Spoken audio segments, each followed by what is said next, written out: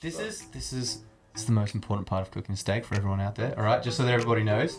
Cook your steak for 5 minutes. It's like 3 to 4 minutes on one side, 60 seconds on the other side, and then walk away for 10 minutes. Let the steak sit. Let it rest. It makes the perfect steak. It sucks the juices back in and lets it stay nice and tender. So good. And I was like, I actually enjoy helping other people. So now I was like, I'll set up some things and I'll see who's actually interested. And you don't really notice the motivation and inspiration that you show to people in your circle. So you have friends that have never lifted weights before or never actually done a workout with someone telling them what to do. They've only done group sports or things like that. And they start to achieve things and you're like, I'm helping them. They get something out of it, you get something out of it. There's a million different types of seasoning that you can use. There's extra carnivore is even meat just and butter, animal salt, products. and pepper is so exactly. good. So you can use butter. You can use like a little bit of mayo. I use a lot. I love that Japanese mayo. It's just mayo, too good. mate. That's going to be the thing that kills me. All right, let's get back in. Welcome. Welcome back to the Big Flex. Carnivore Edition. Welcome back to the Big Flex Carnivore Edition. So boys, what issues are we flexing on today? Firstly, before we start flexing on issues, let's introduce Jared to the team here. This is Jared Fry, one of our buddies. That's me. That's him. And we've all had a good bout of doing the carnivore diet for different periods of time. Adrian probably the most. And we're going to just talk about what we found, how we thought it went, what we experienced. Guys, this is completely anecdotal, so we're not referencing journal articles here. We're just talking about our experiences on the diet. And if you want to give it a go, give it a go. We accept no responsibility for you going to the bathroom in your pants, which might happen. It's very possible, yeah. Yeah, that is very. Those first 2 weeks are pretty rough. Yeah, so we're not suggesting anyone should go out and give it a go. If you want to give it a go, I highly recommend getting your bloods done first, just to make sure that you're currently healthy, and then a month or two in getting your bloods done again, just to make sure it's right for you. Because for some people, it's like any diet. Some things work, some things don't. Yeah, and at least giving it that month or two to actually see the results while you're trying it. Yeah. Yes, so you got for a week and going, I didn't lose any weight. Exactly. Boo. Yeah, it takes the body time to adapt to anything, and the diet is, or your eating habits are no exception really. It takes time, guys. It takes time. It does. It does take time. It takes a long time. I set myself a goal of losing with the carnivore diet. I used it initially as a weight loss thing. Also because just my body hurts, and I've read a lot of anecdotal stuff online about people saying that they had inflammation issues and that the carnivore diet helped with that a lot. I gave myself an allowance of a year to lose 10 kilos. Like a really long time for it. And it was just a slow burn. It's not one of those fad things where you lose 6 kilos in a couple of weeks and then put it all back on. It's a slow burn, like it should be with anything as well. Right, and we might talk a little bit about some of the process of why you might drop a little bit of weight quickly when you do switch over to a ketogenic diet or like a carnivore type diet where you're limiting your carbohydrates. But we can get into that in a little bit. Mm-hmm. First impressions of the carnivore diet. Do you do it for a certain reason, Jared? No, for me it was just I saw it and I liked it. I like to try a lot of different things, diet, training, all that sort of stuff. I'm happy to do anything. And when I saw some results that some people were getting both health benefits and just appearance, I thought, why not? Why not have a go? And yeah, for me it worked really well. And yeah. So it worked well for you appearance-wise or how you felt? Both wise. Like we were saying, you got to give this at least 2 weeks just to get over the initial going into the carnivore, because you do have slight things where you're not getting your energy levels right. You go into training, you try and do the exact same thing that you're doing prior, and you just don't really have the energy level. You know, I think we should give it a name, the terrible twos. You know, like when, like the toddlers. The terrible twos, the first 2 weeks? The first 2 weeks. The first 2 weeks are dangerous. Yeah. The first 2 weeks are rough. Yeah. For a few reasons. One being, like you said, energy levels. The other being, which we're going to dive into in a little bit, is basically bowel movements. Yeah. Bowel movements. Get And again, I'm not sure of the exact science behind it. I've heard a few different reasons. But I think one is because you're eating just meat, basically just meat, you might take some animal products like butter in or whatever, but there's no carbohydrate for the water to cling to. So for the first 2 weeks, your body is just flushing that water through, and it's dangerous. Like you can't, you can't squeak out a sneaky fart if you're under the squat rack because you very well might lose control and go to the bathroom right then and there. It's pretty rough to say the very least. It's not the most fun, but getting past that 2 weeks, 100% as regular as I've ever been. Oh, yeah, Like, after the it's first after 2 the weeks first 2 was weeks, fine. It's just as it's always been. And like most guys in their 20s, 30s, 40s, I heard about this in the Joe Rogan podcast. So he was talking about how he was having these violent bowel movements for the first 2 weeks. I'm like, how bad can it be? Because I had done 7 months straight of ketogenic diet, keto diet before. And that's pretty similar, Which is right? I would say it's more or less the same, except it's not just meat. Like you're having fats from eggs, avocados. You can use oil. It doesn't have to be butter. Like it doesn't have to be an animal product, but it's still very, very high fat. You can use coconut oil and all sorts of stuff like that. And I was like, I did that for 7 months, and my bathroom breaks were normal. Like there was no issues. I'm like, I think he's probably overplaying this a little bit, and I was completely wrong. Yeah, the first 2 weeks were dangerous, and I had to be really careful when I was training. It was quite funny. I remember a couple times actually sitting here in the office, and just in between a set, you're like, oh, don't think I'm gonna make it, running to the bathroom. It was funny. It's funny because I know the pain. Yeah. I know it. Mm-hmm. I know it. It's At least you were close by to a bathroom while going through this. I was on a golf course where there was only 2 areas I could go to the bathroom. So Mate, there was you're many in a times golf I could course. run. You got nature. You got and all the open kangaroos. fields and trees and shrubbery, And golfers. That's right, and I'm golfers. sure they wouldn't mind. Well, I put And it on a shot. how many holes are there as well? You gotta Oh, feel mate, too many. When that's coming out, there's too many. Oh my god. What about, how did you find it? In terms of, how it affected your body appearance-wise, how it affected your performance in the gym? Oh, lots of ups and downs actually. Initially, the best thing that the best thing that I noticed about it is my energy levels. Energy levels were just constant because I train quite a bit, and when I started it, I was working a fairly physical job and I was training 7 days a week. And instead of having to eat or have something before I trained every time, I started off in the beginning. I'll call it carnivore-like. I still had a shake before I trained because I was training early afternoon, and I didn't want to have like meat right before I trained. And then even after I stopped that and I went full carnivore, I had energy from when I wake up to when I go to sleep. And I can sleep better as well. From when I wake up to when I go to sleep, there weren't ups, there weren't downs, I wasn't relying on food or how much food or whatever. It's just constant all day. I can push myself through a hard session. The only thing I really struggled with were those really intense sessions like the gymnastic stuff, which is really explosive and you have to be switched on for some like finer tuned movements where it's not just grinding out squats or something like that. For that sort of stuff, you really have to pay attention. I found it a little harder. But with training, it was great. I haven't noticed any real difference. I'm stronger than I've ever been before, and I'm 10 kilos lighter than I was, and as strong as I was then. So that's a huge bonus. But a couple of things, just I think affecting me more personally, was I lost a whole bunch of weight and a whole bunch of body fat, and I got really lean. And then my body fat dipped a little too low in the beginning.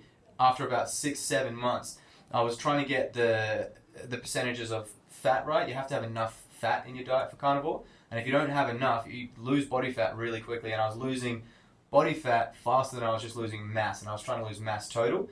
My body fat got down a little too low, and then I got sick, and I got the flu, worst I've ever had in my life. And because my body fat was so low, it took a lot to recover from. So I had about a 3-month turnaround from getting the flu. Got the flu, and the first month sucked. It took 2 months. I got a cold every second week after that before I recovered properly. And at 3 months, I only put on like 1% body fat. I was trying really hard to. Then after that, once I got it right, I adjusted my calories and everything and sorted it out a little more. And since then it's been great. Having no trouble at all actually trying to stay bang at 75, which is where we want to be. I want to be anyways for the squat challenge. If I go up a kilo or go down a kilo, it's really, really easy to regulate how much I'm eating, and it's really, really easy to regulate my weight. So I've been able to go up and down and just kind of hang around that 75, regardless if I go out and have a big blowout weekend, or if like over the COVID break especially, I put on 2 kilos, and then going back into carnivore, it was 2 weeks and I was right back on. Like it's really, really easy to adjust and maintain my weight. So that I've noticed more than any other period in my life, like trying to put on weight for bodybuilding or lose weight for something else. It's just so much easier with carnivore. Nice. Now, duration-wise, how long have you been doing carnivore for? Since January last year. Okay, so almost like a year and a half. Yeah, pretty much. So Adrian's been doing it for the longest. I did a 30-day trial. How long did you go for? A 30-day trial. Yeah. And the 30-day trial that I did, and I'll go through some of what I found was the main reason I jumped on board, because I heard about it, I'm like, I don't know if I want to just commit to eating just meat for like the whole month or like ongoing. And my dad was having some issues where his joints were just like exploding. So he was getting this weird sort of chain arthritic reaction, and he went to a bunch of different doctors because he went from being completely normal and healthy to barely being able to walk, shuffling around, and it would bounce from one ankle to the other, to the knee, to the ankle, to the knee, to the other ankle. It was just a not mess. having a good time. And so finally the doctor said it looks like it could just be some sort of like, I don't know what the right word is, some sort of autoimmune disorder, and it could be nutrition based. So, because nothing else had changed really. And so it's like, all right, well, if that's the case, let's go on an elimination diet, which carnivore diet is. Exactly. We're going to cut. That's what a lot of people don't actually realize that the carnivore is strictly. So people do it and then stay on it, but it's supposed to be a 3-month turnaround elimination diet. Yep. Where the first month you start to cut everything but meat and animal products.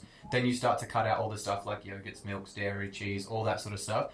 And then by the end of the 3rd month, you're supposed to only be having meat and water and once a day, and that's it. It's a total elimination. And then over the next coming months, you introduce everything back in. It's not supposed to be a permanent, but people started doing it for autoimmune disorders and things like that. And it's if you read online, there's lots of anecdotal stuff online, but that's the main thing that people are doing it for. And so I decided, well, if he's going to struggle to stay strict on that diet, I'll do it as well. Give me an excuse to have a crack at it.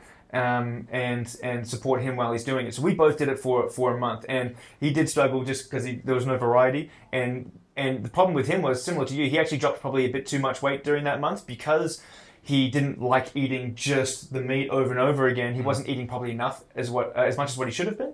Yeah. But it did help a lot with the inflammation. I did notice that because I was training him for a little while during that period, and that he was doing the best around then. He was doing really well. But the problem for him was just, mentally it probably wasn't a maintainable eating style for him. Like he did not enjoy just eating it. And also being a bit older, he didn't experience the same bathroom issues that we had. Oh, okay. He was the opposite. He ended up getting a bit backed up over the course of the month, and then quite severely afterwards when he started to try to bring other foods back in. So different people definitely react to it differently. Yeah. What did I find? I thought it was really good. In the month, I think I dropped 3 or 4 kilos.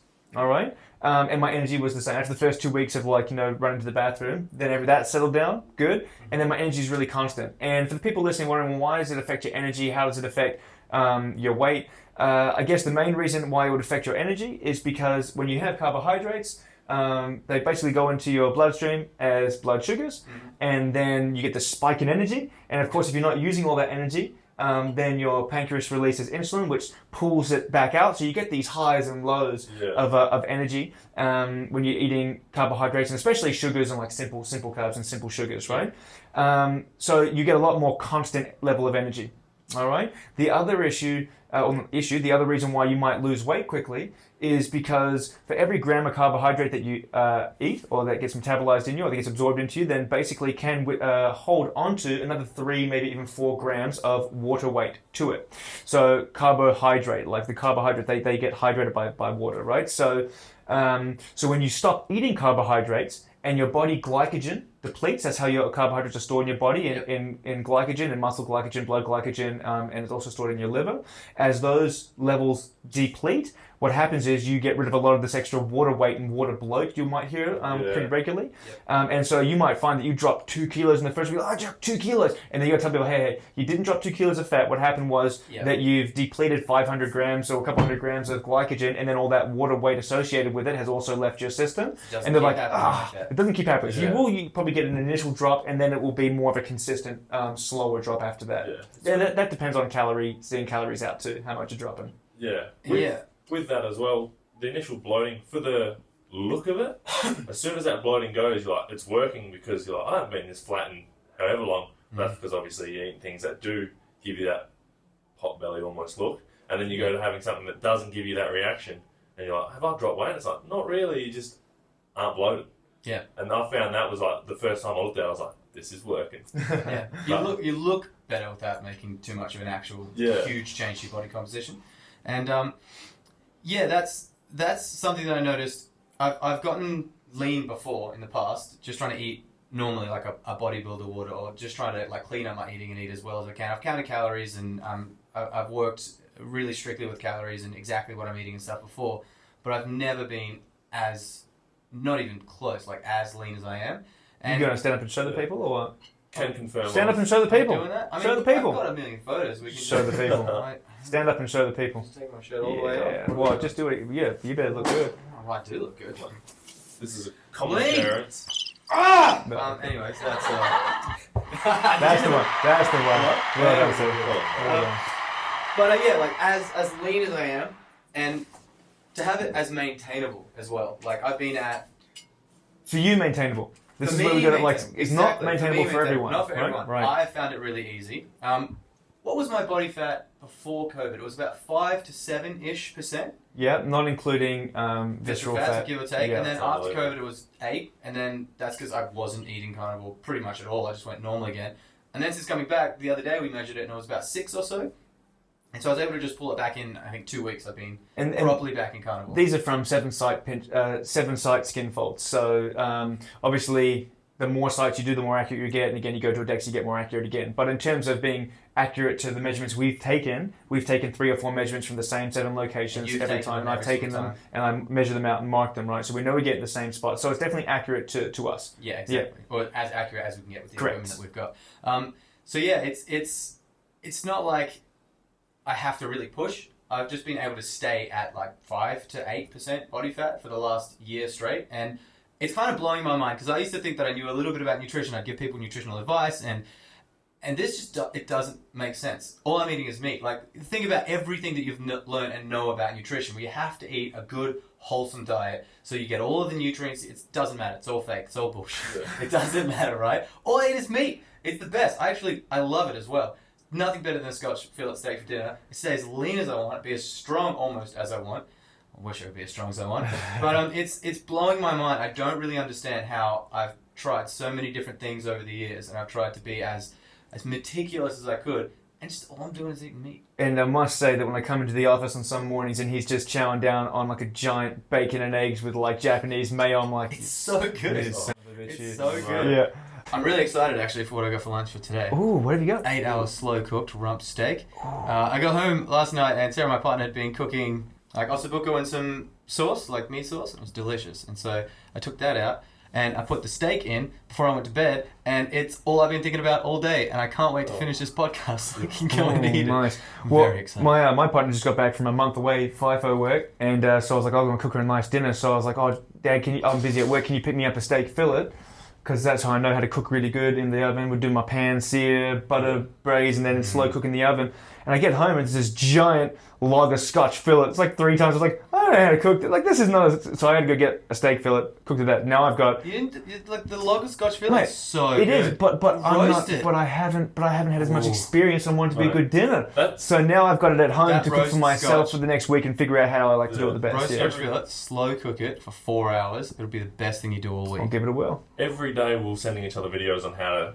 Like, I was using herbs and stuff, you were a little bit stricter than that, but we were sending each other, like, things to put on the steak, how to cook the steak, like, turn it this many times, have it done for this many seconds. It was beautiful. Guga. That was a Guga is the YouTube channel, and he cooks all these different steaks in different ways. It's amazing. Definitely. And so it's like you have to get the perfect 1.5 inches, and then like you got to get this amount of heat in, and then you sear it both sides, and then you start bottle broiling for 1 minute a side, 2 rounds each, and then you go into the... Oh, man, it's next level. It's good. And that's one thing that people say to me all the time, like, don't you get sick of it? No. No, a buttery steak is really good. If you cook a steak well, it always tastes good. Yeah. You get a template for the different cuts and thicknesses of the steak, and there's a million different types of seasoning that you can use. There's extra... Carnivore is even meat just and butter, salt, products. and pepper is so exactly. good. So you can use butter. You can use like a little bit of mayo. I use a lot. I love that Japanese mayo. It's just mayo, too good. Mate. That's going to be the thing that kills me. But that and sriracha sauce. Yeah, that I stopped. Sriracha mayo. That's mayo. dangerous. I just couldn't stop myself. It's like crack. It's way too good. I had to cut that out. But not that you have any experience with crack, hopefully. Well, I imagine that. Yes, it's imagine it. Right? Like I was able to give up sriracha sauce, but I don't imagine if I started doing crack anyway. So, but the point is, that you can. There's a million different types of ways you can cook a bunch of different types of meats, and it doesn't get boring, in my opinion, anyways. Yeah. I'm still loving it. Yeah. You find yourself in the kitchen multiple times a day, but if you're cooking steak the way I assume everyone eats a steak because it's the only good way to have steak, and that's medium rare, it doesn't actually take that long. You just heat up the pan 5 minutes, chuck steak on, that's done within 3 minutes, and you're eating it. This is the most important part of cooking steak for everyone out there. All right, just so that everybody knows, cook your steak for 5 minutes. It's like 3 to 4 minutes on one side, 60 seconds on the other side. and then walk away for 10 minutes. Oh. Let the steak sit. Let it rest. Absolutely. It makes the perfect steak. It sucks the juices back in and lets it stay nice and tender. So good, yeah. And also, a good cut of meat. You got to get some fresh. So I've started. You got to get fresh meat. You can't get this just a cookie cutter, like go get a bunch of stuff from, I don't want to like, should I say names? No, that's not like Coles and Woolworths and stuff like that. It's not as good. I've started, one of my friends did it first and he suggested it to me, Dandegarian organic beef. It's locally sourced meat. And we will link in our description. I'm never going back. It's too good. It tastes so damn good. I can't believe it. Do you reckon if we get 1,000 likes on this video, he'll give us some free meat? Ooh, maybe. Come on, people. Shout out to Dandegarian organic Like, subscribe, comment. Every 2 weeks, I eat about 5 to 6-ish kilos of meat myself a week. Every 2 weeks, I get it's 10 kilos of meat. It costs about $240 including delivery. Yeah, that's good. These guys deliver it straight to your door. It's not frozen. It's vac packed. It goes in the fridge. And because it's not being handled and moved around so many times, it goes from them to you. You can stay in your fridge for 2 to 3 weeks. And I've had some stuff in there for 3 weeks and it still tastes fresh. It's so good. And the sausages are the best by far. That's the only thing they tell you to have to eat in the first week, 'cause there's no preservatives, there's no anything bad in it. So once it's like the meat's aerated and all that sort of stuff, you have to eat that in the first couple of days. But everything else, it lasts for 2 to 3 weeks and it tastes so much. There's no comparison. So much better than the stuff that you just get from the shops. Yeah. I'm never going back. Yeah, Well, that's geez. a huge part. The quality of meat that you want to eat on this diet. The quality of meat It's a big and deal. how you cook it. Yeah. Yes. So we're going to have to do some side videos here of cooking up different types of meat. We might have to Bit get of a food I think porn? we might have to do We might have to do a secondary. As we do like a steak fillet, we might do like a slow roast something, and we'll do something else like a buttered broil. Like we'll do 3 different types of meats cooked 3 different ways. Slow cooking with an apron on, no shirt. Hey. Oh yeah, all right. I'll get some Yeah. screen printed on some aprons. We'll And get that won't be sorted. the first time that I've done that for someone either. We should do slow cook. I use a slow cooker all the time. Yeah. So slow cooker ones, just normal steaks, all that sort of stuff. We should make some mock videos as well. We Oh, cannot train in here when there's a slow cooker on though. No. Oh, We'll not go in to here. one of our houses, mate. We'll go to my Not house. in here. Thank We'll no. do it in the house. That'd be Yeah. awful. Can you imagine? I wouldn't be able to last a day at work. It'd drive me It'd insane. be terrible. Yeah. Now, comparing the carnivore diet to other diets, and what we worry about working in the fitness industry is you get a lot of fad diets coming in, right? Yeah. Where people all jump on board, and you've seen that with carnivore. We've got a heap of like media attention, as everything does when Joe Rogan mentions it. Yeah, but like absolutely. you get a heap of attention, and then it's like, well, is it actually good? Is it just a fad? Like, are people is it all anecdotal? Is there any science behind it? I personally think that this is one of the less fatty diets, right? In regards to like, let's say, juice fasting, like just eating I only blend juices and I throw away the fiber, which is the healthy part anyway, and I drink just pineapple juice for a week and I have ulcers in my mouth, but it detoxes my body. It's like, hey, you actually have this thing in your body called a liver that detoxes things for you. I was just going to say that. Anyone who thinks that they can do a diet to detox themselves, or if, like bodybuilders, I'll drink lemon juice and it will lower the pH. If you lower the pH, you'll die. Like, that doesn't make sense. Your body does all of that for you. You can't change these systems that are literally designed and have been hundreds of thousands of years. If you could just change it with a couple of meals, people would eat stuff and drop dead all the time. Yeah. Right? You can't do that. The detoxing thing is a myth. You can slightly change and not put awful stuff in your body so that your body works better. But you can't. Your body detoxes itself. It does. It's You got can't filters do that in process. it. It's got filters in it. Yeah. So it's crazy when people say that. I think that the benefits from this one are the elimination aspect, where you're getting rid of all the junk that you would normally be eating. And I think that's also a reason why people might feel initially good when they do like, all I drink is blended juice, like blended fruit, because they stopped eating candy and Big Macs. Yeah. And that's why I think those deep fried detox chips and nachos. Or all the alcohol that they'll drink. All on the weekend. booze, exactly. That's why I think those detox diets, people think that they work, because they go from 4-day benders every single weekend, drinking 2 to 3 drinks every night of the week, and getting Hungry Jacks on their way to work every morning, to just not doing that. Yeah. Correct. Energy So from the sugars and all that sort of stuff. Yeah. So I think that that's why a lot of diets seem to work quite well, and fad diets seem to work well initially.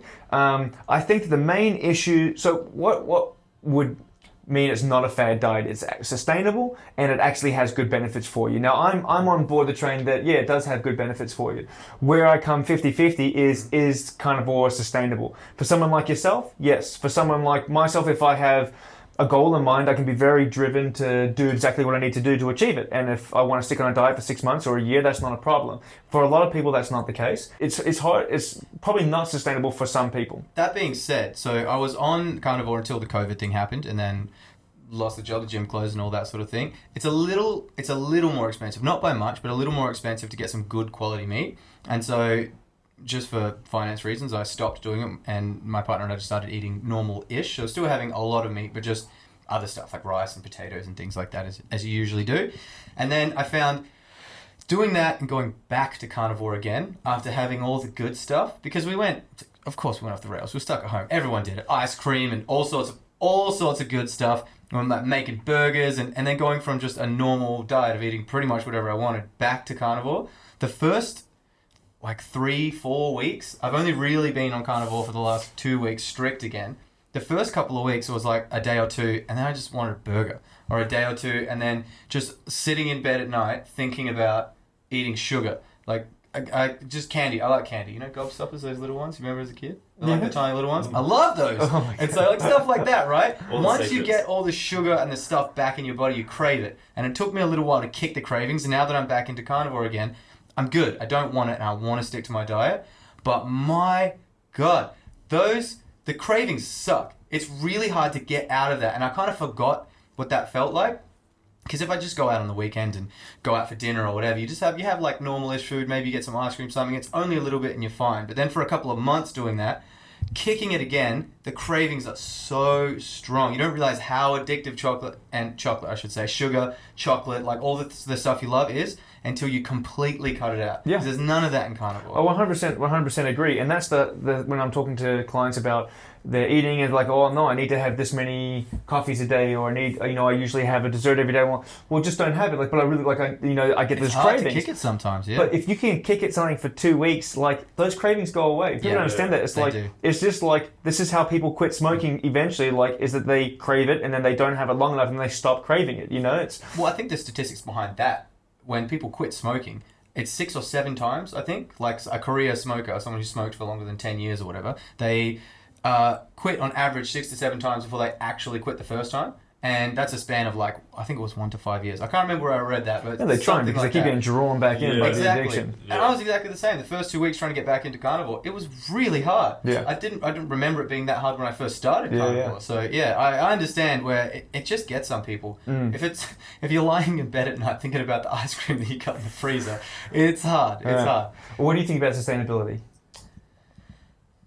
I really enjoy red meat, and I wasn't sticking to just beef. I was having chicken, bacon, eggs, pork, lamb, everything I could, just to have that bit of variety. And because I only did the 30 days, I didn't get sick of it. By the end, I was adding Kewpie mayo, sriracha sauce, every herb that I could possibly think of I was chucking in there. Yep. I was drinking a lot of bone broth as well. So you don't really get hungry, but just to fill in the gaps, I just have bone broth. Yeah. I'd love to say that I could do it forever. Financially, it's a little more costly if you are sourcing it from the right places, which you really should be. And for me, I don't really enjoy chocolate and sweets. I'm more of a fruit and veg kind of guy. So I really miss having broccoli with my protein and things like that. So if I was having a steak, I'd be so broccoli would be really good with this, or I wouldn't mind having some sweet potato or something, or some fresh fruit. Yeah, strawberries, things like that. And we all know, we all love our shakes as well. So we couldn't have any protein. Whereas usually you exercise and you're like, I don't really feel like cooking a steak right now.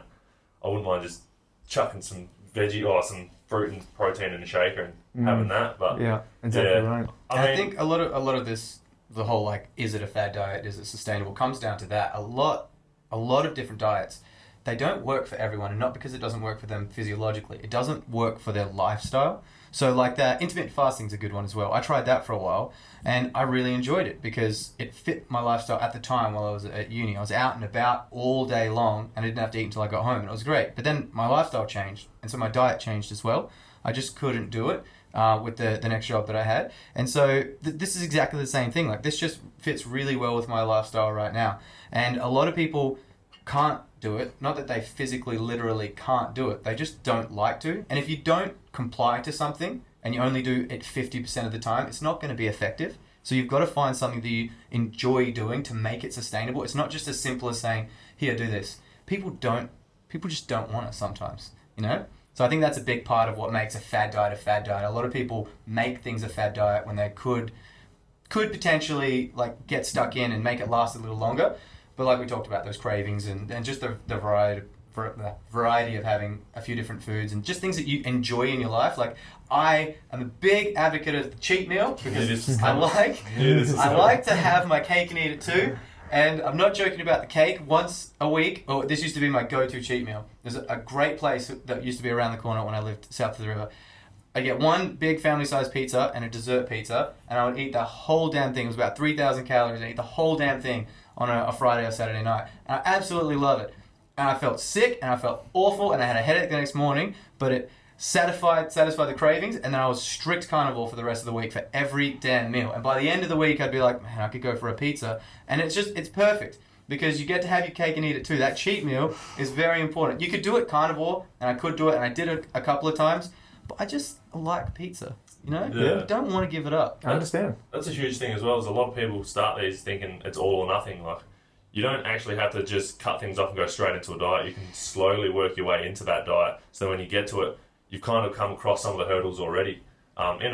Intermittent fasting is a big one. A lot of people will change their life around their timetable so that they're at home or they're somewhere close to food when they need to eat. But all you really need to do is either take the food with you or just start fasting a little bit earlier the day before, or know that you're not going to eat for a long period afterwards. You don't have to change your life to suit a fad diet or something that you think is being beneficial. You can actually work your way around it. Yeah, and make it easier for yourself. The diet should fit your life. And I think And I think a little bit of planning goes a long way. Yeah. A little bit of planning goes a long way in terms of prepping my meals, taking them with me, you know, take them to work. And then I had one of my clients here, Guy, who over the last few years, you might not, you know, looking at him, but no, he's put on a lot of size, right? He's put on a lot of size over the years. He has. And definitely. He eats a heap of food, he takes it all to work, and he's constantly like, people at work going, oh, you're disgusting, because he's just at his desk eating all day. Like, hey, who cares what they think? Yeah. It's worth it. You're planning ahead. You're getting your gains. You're getting stronger in the gym. Exactly. You know, it's good. Exactly. It's good. And I'm kidding, Guy. You're in great shape. Yeah, I think that's something that's overlooked a lot as well, the planning. There's actually quite a bit of planning, and getting started, it takes a little bit of work. There's a lot that goes into actually making sure that you've got the right amount of calories, that those calories consist of the right amount of nutrients for what you're trying to do.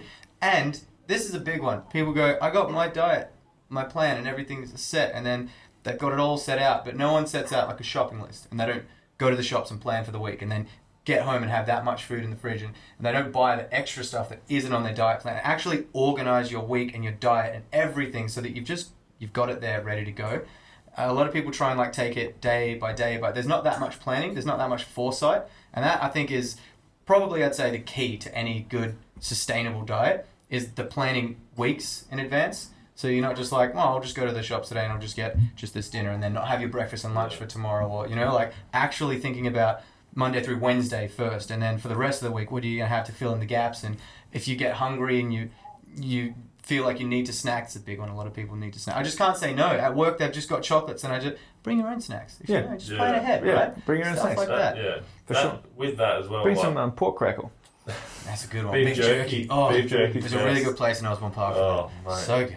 Yeah, and I find that don't kid yourself. If you're going to go to the shops and prep everything, don't buy 2 blocks of chocolate because you're going to have them this week and then the other one next week. If there's 2 blocks of chocolate in the cupboard, I'm going to eat them. Yeah. Don't think that... That night when I get home like, from the shops. I'm doing so well. My dedication to this is unbelievable. I'm going to have one now and I'll have another one later. Mm-hmm. Trust me, you're going to eat both of them. Self-control is a muscle, and it does fatigue. I don't have any self-control. I don't have any. I plan to not have self-control as well. I know what I'm like. I'm not going to lie to myself or anyone else. If I buy shit, I'm going to eat it. If I buy bad food, I'm going to eat the bad food. And there is nothing that can stop me. It's you got to be honest with yourself. I think a lot of people don't do. You know, it's okay to not be perfect. It's okay to not have 100% compliance. But you can set up some systems to make sure that you comply to your diet 100%. And it's just that, being honest. Just knowing that you're a greedy, piggy person and that you shouldn't buy the food because you can't control yourself. It's a big deal. So basically, before we started, Megan, who's working out at the gym at the moment, you might have heard some deadlifts smacking around on the ground. She asked us, did you do any blood tests before and after? And I know Jared didn't. I'm not sure if you've been doing blood tests. But I didn't do blood tests for the carnivore because it was only 1 month. and a lot is happening in 1 month. You know, you're not actually getting a good full picture of it. Yep. So I do, however, have a period where I went on a ketogenic diet for 7 months. All right. So when I finished playing rugby, I was, 120-ish kilos, and I dropped 30 odd kilos over a 7-month period. I actually dropped 30 kilos in about a 5-month period, and then another 5 over the next couple months, right? And I went ketogenic to do that, which is just, high fat. 70% of all my calories coming from fat, 25 to 30% from protein, and I was trying to keep it really strict, less than 20 grams of carbs. And it's almost impossible to eliminate carbs, like they sneak them into everything, but less than 20 grams per day. So a really strict ketogenic diet. And the carnivore diet is, pretty much a ketogenic diet as well. Even though you're eating a lot of meat usually is pretty fatty, right? So I guess it depends on what kind of meat. Keep talking. I'm just going to bring up the chart. Right. The chart that I guess it depends on what types of meats and cuts you're having. But if you're having really lean meats and not enough fat, you're actually going through gluconeogenesis where your body is turning protein into carbohydrates. So you're not going to get the same anti-inflammatory benefits that like a ketogenic diet might have, and some other benefits like that. So when I did the ketogenic diet for 7 months, I did a blood test when I was Fat Boy 120. My favourite now. Yeah, I did another blood test when I had lost 30 kilos, so about 5 months in. This was roughly when we met. This is when we met, yeah. End of 2017-ish. Yeah, you were eating blocks of cheese with peanut butter on them at a jiu-jitsu competition. Absolutely. I remember. Yeah, you and Blake were just sitting there going, "What's going on here?" I'm going, "Boys, I'm ketogenic. This is what I need to eat, right?" Looking fantastic. Yeah, just looking lean. It's the leanest I'd ever been. I had some abs that, well, not all 6, but they was looking all right. And basically, I took a third blood test at the 7-month mark. So at month 1, or like it's month 0, 5 months in after the major weight loss, and then one right at the end after only a couple more kilos weight loss.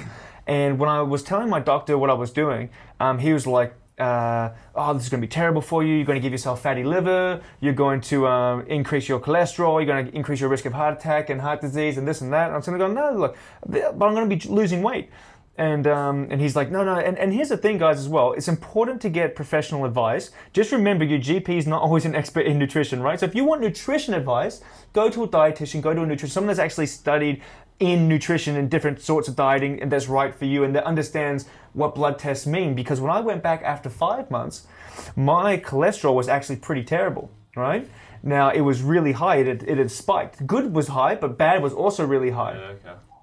And he's like, look, I told you, your cholesterol's bad. From the research that I had done, it wasn't so much that the cholesterol was high. It's because when you are moving fat from storage into your liver to process as energy, well, it has to go through your blood. So you have these high levels of lipids in your blood. And it's not necessarily a bad thing, but when you're losing a lot of weight, you will spike your cholesterol too, because you have fat in your blood. And so I went back just 2 months later, and my cholesterol and blood lipids were fantastic. Best they'd been. Yeah, right. And I'd only dropped a couple kilos, right? So the whole thing was then I'd stopped losing the bulk of the weight. There was less fat being shuttled from storage into my liver to get used for energy. And so because I was losing less fat, there's less blood lipids, and my cholesterol was fantastic. Yep. And he's like, did you come off the diet? I said, no, I'm still in the diet. But exactly what I said was going to happen is that I've used all that stored fat. I've been running at a deficit, so I'm not adding fat. I'm eating less calories than what I'm burning. I've dropped now 30, 35 kilos, and my cholesterol's the best it's been, and I'm eating 70, 75% fat every day. I think that goes hand in hand with what we were talking about before. Like, you shouldn't do it after just 1 month. It takes a little while for these processes to actually emerge and then solidify. And the consistency as well is something that makes a big deal. That was after how many months? 5 months? 7 months. Yeah, so 0, 5, and 7 with my 3 blood tests. And the reason why I only did a month of the carnivore diet, I wasn't doing it for weight loss or for my cholesterol markers or anything like that. It was more to help Dad along with it, to see if it helped him. And then I was looking at, does it increase or decrease inflammation and more recovery aspects, which I thought was actually pretty good. Yeah. So that's initially why I tried to do it. I wanted to do it because I've had lots of injuries and my body hurts, and I wanted to try it for the reason that a lot of other people were trying it, for the inflammation purposes, and I just fell in love with it and just kept going. So I wasn't planning to do it for more than 3 or 4 months initially, and then I just kind of kept doing it. And I didn't get any blood tests to begin with, but when I did go to the doctor to get my blood test, I told the doctor what I was doing, and he looked very shocked. And he was like, yeah, we definitely need to get you some blood. Like I was dying. And then we got the blood test back. And when he was explaining it all to me, even though everything is within the normal healthy range, some of the stuff is like within the upper healthy, you know what I mean? Like everything's fine, right where it should be. He was trying to pick and choose and tell me what was wrong. And there was confirmation bias. Nothing wrong, right? Confirmation bias. He's There's trying to nothing wrong. find something there Exactly. to prove his point. But every single one of my tests, all of the markers were right where they should be, and I'm a completely healthy person. So, yeah, that was after a year and almost a half, like a year and a couple months. I got that just before COVID. Yeah, a year and a couple months. So Yeah, even year after and a 3. year, still healthy. So I don't know. I don't know. It's kind of hard to tell. I know that these diets don't work for some people. You should definitely get them. I would say like maybe just every 2 months, maybe every month, something, just to keep track Just over monitor. time. Yeah. And don't necessarily... I don't know, it's hard to... I wouldn't say this is not advice at all. I think if I was to do it from the beginning, I would have gotten a blood test every month just to see the trend over time. That, I think, would be interesting to see how it changes positively and negatively over time as well. Absolutely. Now, you've pulled your phone out here. What are we looking at? This is... I like to make... It's an app, and you can make pie charts, no. right? Oh So my anyway, God. so... We can't This, Adrian and his apps Wait. is now addicted to Canva, Hey. and he's addicted to pie chart apps. you'll thank me later. Try and get sponsored by Canva. That's where it's at. Shout out to Canva. So no, this is just a pie chart app. Basically what I went and did is I went and found the recommended daily dietary intakes from the World Health Organization. There's like a low end and a high end. So for carbohydrates, they say that you should have 55 to 75%. For the low fat range is 15% and the high is 30%. And then for protein, the low range is 10 and the high range is 15%, right? So it's like within 5 to 10 years. But that's a big one. So carbs is 55 to 75. Now, if I pull up my diet that I was eating right after I did these ones, my protein is at 24% and my fat is at 74% with 2% carbs. And that accounts for like a few, like some of the Seasonings and yogurt stuff like that, seasonings and right. stuff like that, right? Where it's hit. So it's nothing like the World Health Organization's recommendations. And the reason why it's 74% fat is because I was having lots of fatty cuts of meat to get the calories in, right? You can't have lots of, like they say with carnivore, chicken is essentially just wasted calories because there's not enough fat in it. You But need those If calories, you wrap bacon around it, it's fantastic. right? Yeah. And so my diet is Ooh, literally yeah, all right. 74% fat and 24% protein, and that's it. And there's not really any carbs or anything like that, but people are taught that the World Health Organization, by the World Health Organization, that the best amount of knowledge that we have that we release to the general public right now is that, right? And it just confuses the absolute crap out of me. Well, we honor the WHO is a bit useless. Thanks a bit, yeah. but in lack And- of good information, that's probably the best that you're going to do, right? You could say that you could give this percentage-based diet to anyone and they won't die, right? What those calories are made up of is obviously important, but these are just the strict percentages of roughly what you can have. And I think that do this and you won't die isn't health, and people shouldn't take their like nutritional guidance from that. No. You should really try to Go to a dietitian, Yeah. go to a Exactly. nutritionist, tell them what your goal is. Because again, if we have 2 different goals or 3 different goals, but we want to be similar weights, it'll still probably be a bit different that they were programmed for us, right? Yeah, absolutely. So So tell what them were your goal and then plan. your percentages you were saying before for your keto. When I was keto, it was 75-ish% fats, 25% protein, and less than 20. So it would be less than 1% of carbs.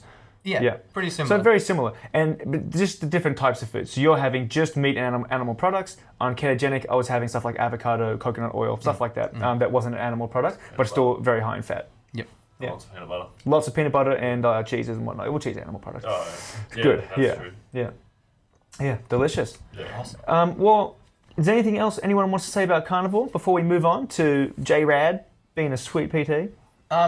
Not really. No. I'm good. I basically just wanted to reiterate one more time that we're not condoning the carnivore diet. I think it's Or great pushing it, yeah. Do for you myself, but do your own research. If you're going to try it, do some blood tests before and then during as well, and just make sure that it's a healthy choice for you. Don't just dive in, and do some reading. A lot of people, a lot of my own friends have done this, and I did a lot of reading, as much anecdotal information as I could online, because people on the internet say some crazy stuff, right? But you get a lot of good information anecdotally. And they have started coming out with some studies now, so you can look at slowly, but yeah, slowly. yeah. But just reading as much as I could and getting as much information as I could and examples and templates and help just before diving into it.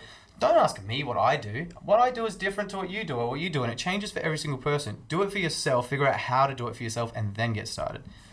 Yeah. Well said. Well said. Moving on, is that Jared over here has embarked on a new journey in his life. Now, I'm just going to throw a little bit of backstory. Yeah. Is that I first met Jared end of it was the start of 2018. 2017. It was 2017. Yeah. It was the start of 2017.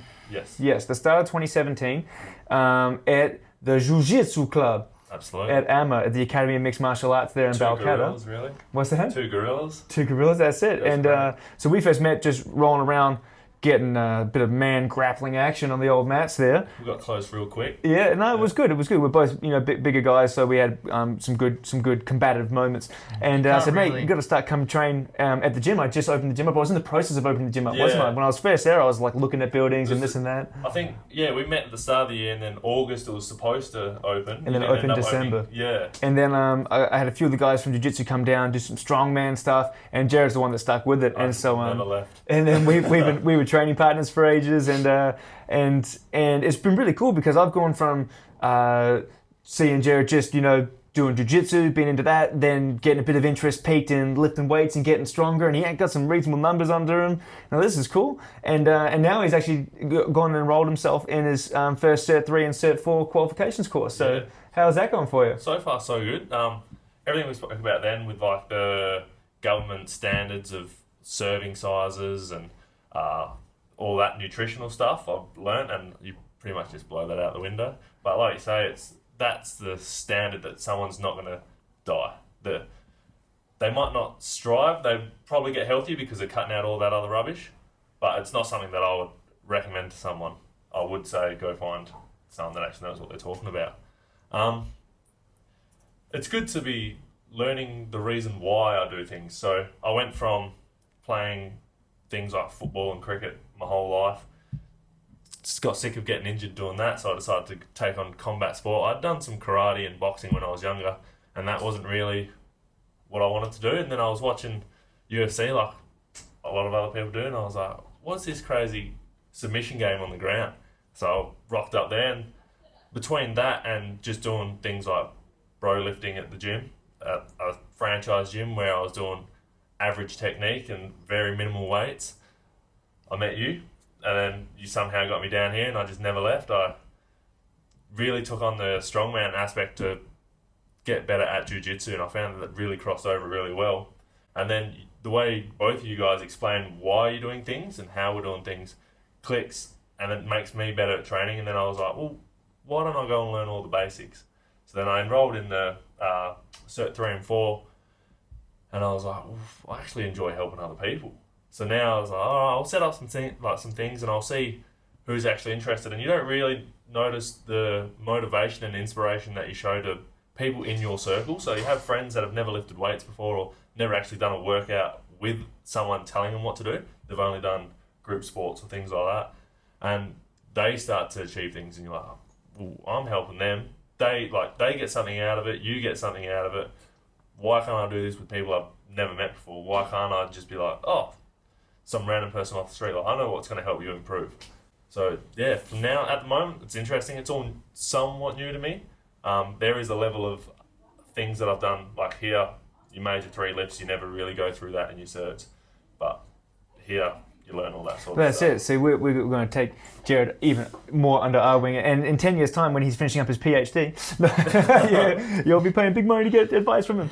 But no, it's good. And you never get old of that as well, the helping thing. Like, I still get it. Like, when you first hit 200 deads and then 220 deads, you got 4 reds each side or 5 blues each side. Like, it's a good feeling to see someone lift some heavy weights, you know? And then to see you squash people at jiu-jitsu that say, no, it's all technique only. It's no, it's strength and technique. I can't believe... And strength is a skill. I can't believe I'm going to say this, but strength is absolute. Strength is absolute. If you have the same technique as someone else that you're rolling with, and you're just stronger, you win. Yeah. And a lot of people like to... We have a lot of training partners that are smaller than us, and we do get told, you're just really strong, or you can hit that certain thing because you're strong. And it's like, well, realistically, if we're the same level and I'm just stronger, that's not my fault. Yeah. I'm the one that's putting in the effort.